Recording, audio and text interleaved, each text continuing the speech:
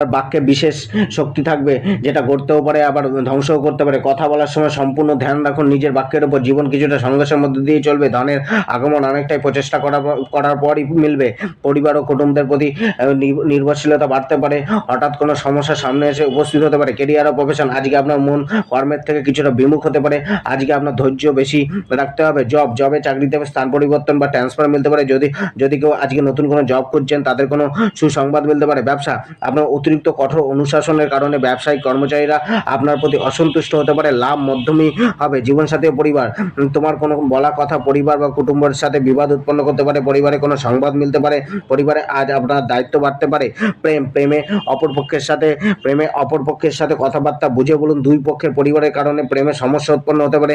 লয়ালিটির প্রশ্ন উঠতে পারে। স্বাস্থ্য, নিজের খাদ্য খাবারের উপর বিশেষ ধ্যান রাখুন। কোনো শারীরিক সমস্যা চলতে পারে।